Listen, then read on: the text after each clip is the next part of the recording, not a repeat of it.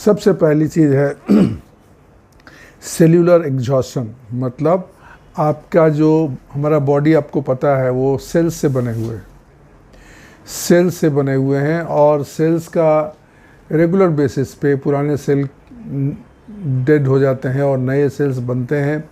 जो सेल्स हैं बॉडी में उसका रिपेयर होता है, नींद के समय में रिपेयर होता है, नॉर्मल अवस्था में भी जब खाना खाते हैं, आराम करते हैं, एक्सरसाइज करते हैं, उसके कारण हमारे बॉडी के सेल्स का रिपेयर चालू रहता है।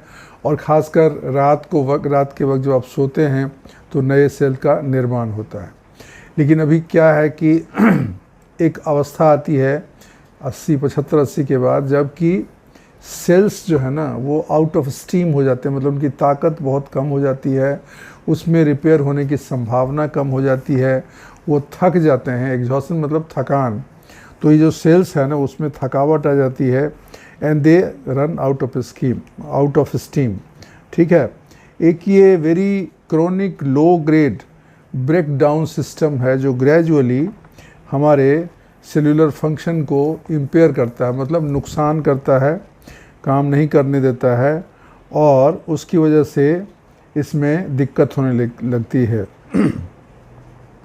ये धीरे धीरे सिस्टमेटिकली हमारे शरीर का जो रिपेयर मैकेनिज्म है बॉडी टूटती है, सेल्स टूटते हैं, फिर रिपेयर होता है।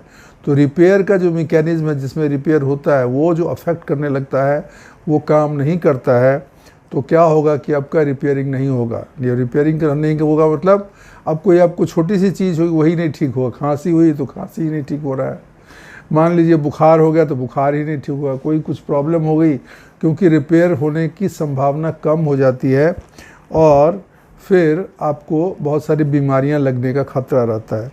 ये क्यों होता है? ये इसलिए होता है कि बरसों से आपका जो मेटाबॉलिक स्ट्रेस है शरीर में, मन पे जो स्ट्रेस पड़ा रहता है, जो रेस्टलेसनेस रहता है, इमोशनल स्ट्रेन होता है, जो आप जीवन भर आपकी भावनाओं पे एक दबाव बना लेता है, शरीर पे दबाव बना लेता है, हार्ट पे दबाव बना लेता है, बेचैनी रहती है, जो मॉडर्न लाइफ है जिसमें इतना प्रेशर रहता है उसका दबाव बना रहता है। उसके अलावे इसकी वजह से ये सिस्टम जो है ना आपका ख़राब हो जाता है, आपका सेल रिपेयर मैकेनिज्म ख़राब हो जाता है। इसकी वजह से आपका कार्डियोवैस्कुलर रेजिलियंस, मतलब जो आपके हृदय की जो फंक्शन है उसमें लचीलापन या उसका फिर से वो ठीक हो सके, उसके होने की संभावना कम हो जाती है और वो